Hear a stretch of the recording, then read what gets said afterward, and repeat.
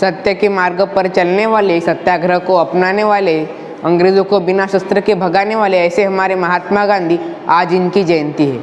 आज इनकी जयंती के अवसर पर मैं सोन जायसवाल आपके सामने खड़ा हूँ।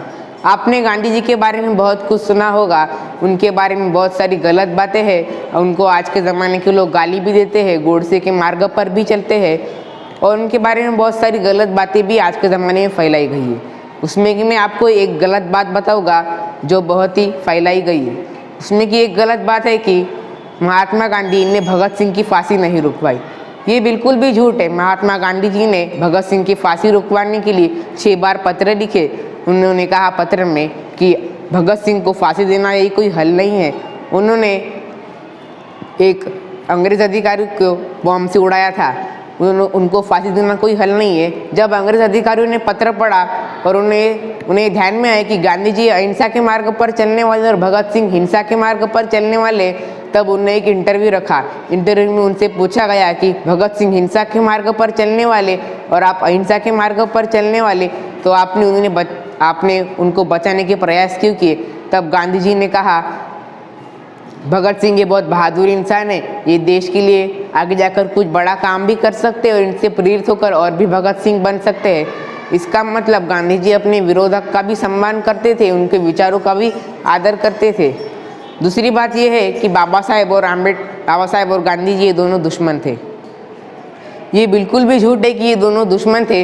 ये दोनों भले ही स्वभाव में इनकी विचार अलग अलग हो, ये अपने मुद्दों के खिलाफ दोनों इनके मुद्दे अलग अलग हो, पर ये दोनों भी बिल्कुल भी अच्छे दोस्त थे।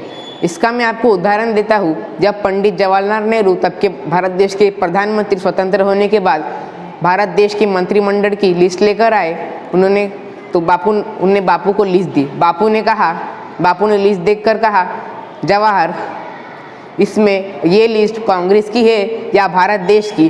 तब उस पर जवाहर बोले बापू आप ऐसा क्यों कह रहे हैं, ये लिस्ट तो देश की है। तब उस पर गांधी जी बोले फिर इसमें बाबा साहेब आम्बेडकर का नाम क्यों नहीं है? मतलब गांधी जी ने आज उस समय बाबा साहेब का नाम रिकमेंड नहीं किया होता तो आज बाबा साहेब हमारे लिए इतना सुंदर संविधान नहीं लिख पाए होते और आज हम मनुस्मृति के शायद से राज में चल रहे होते।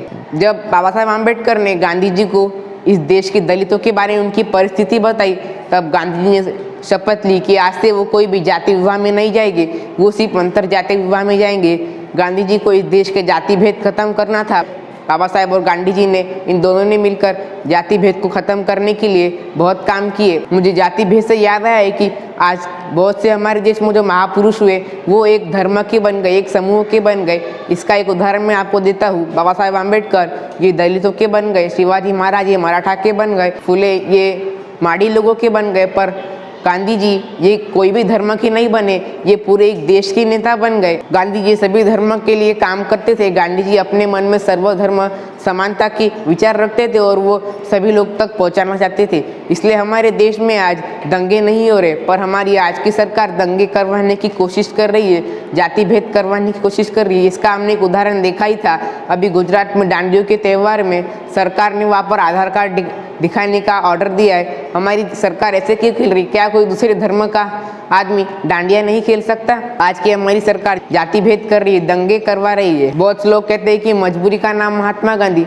मैं उनको बताना चाहता हूँ कि मजबूरी का नहीं, मजबूती का नाम महात्मा गांधी है। जब अमेरिका के राष्ट्रपति डोनाल्ड ट्रंप जी हिंदुस्तान में आए तब उन्हें सबसे पहले साबरमती आश्रम दिखाना पड़ा। क्या कोई भारत में अन्य जगह ही नहीं थी? क्या महात्मा गांधी का आश्रम दिखाना उन्हें ज़रूरी था?